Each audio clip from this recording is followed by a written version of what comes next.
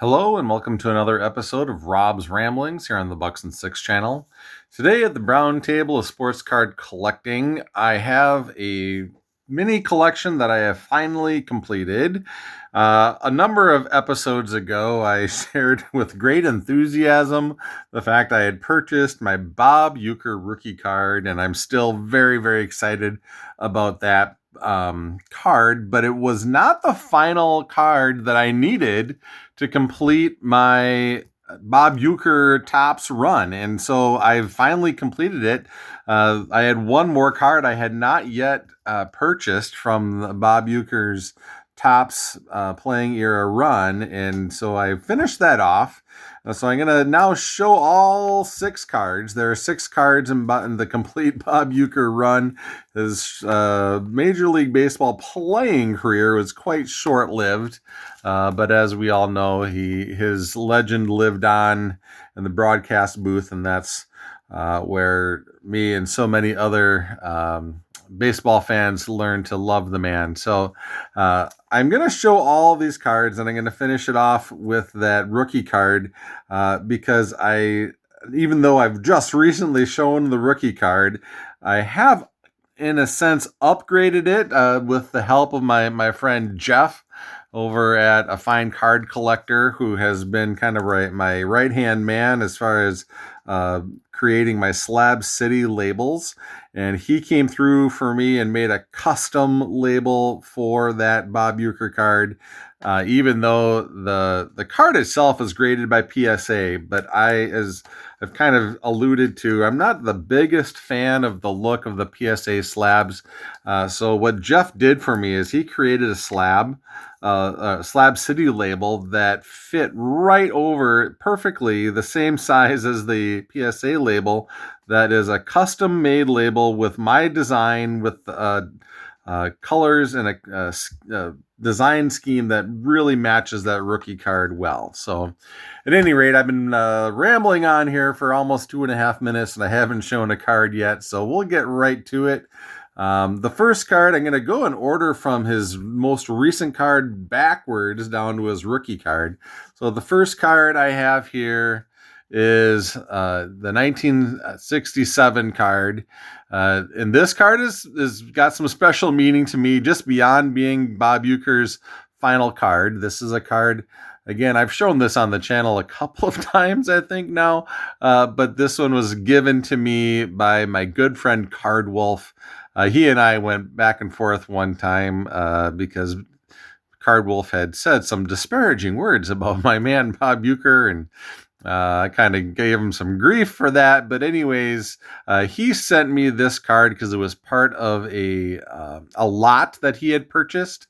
And when I commented that I would very much like that card, he sent it my way. So if we give a nice good look at it, it's very off-centered, and it's kind of beaten up on the corners. But I would not want a different copy of this card at all because of who I got it from and the kind of the story behind it. So there's my 1967 Bob Uecker. We'll slide it over to get it in frame here. The next one is the 66. And this one, again, I've put in a Slab City label. And you can see I did put that Slab City label. This is kind of the black and yellow one that Jeff made for me. It looks perfect with that one, even though it's a Phillies card. You don't think of Phillies having the colors of black and yellow, but the scheme of that card really matches that label. And this one here, Bob Uecker's years with the Cardinals. You can see this one with the red uniform. Thought it matched perfectly with the red Slab City label that Jeff made for me. So this is another not perfect copy, but it is my favorite copy because it was my first version of that card. So I keep that one. I don't have any reason to want to upgrade that one. Beautiful looking card, especially with that red label. The next one, the 1965, is one of my favorite photographs of Bob Uecker of all time. Just the smile on his face. And this card, I purchased it and thinking that I might even get a better grade than a 6. When I first got it, I just thought it was a gorgeous card, which it is. So I sent it in to SGC to get it graded, and it came back as a 6. And I'm perfectly happy with that, but I think this card looks fantastic in that tuxedo slab.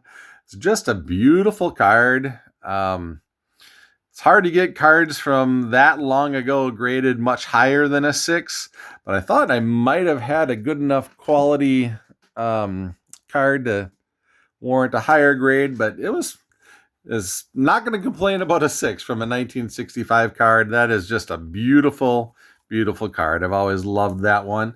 Next one is the 64. This one was actually the card that I did not have yet. After when I bought the rookie card, I still didn't have the 64. I had just never found a copy of the 64 that was to my liking, that was at a price point that I was willing to pay for it. But then I made a little bit more earnest effort to complete the Bob Uecker run when I purchased the rookie card. That kind of made.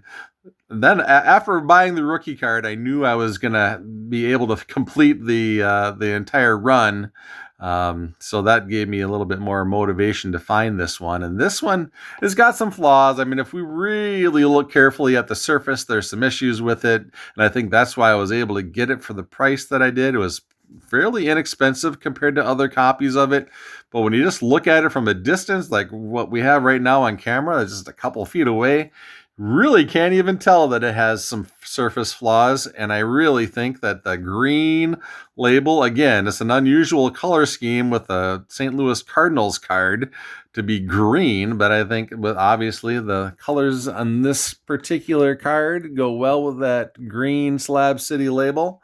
Oh, again, that was another one that Jeff had made for me. So all of these cards, same guy, different years, but the labels, I think, all perfectly go with the design.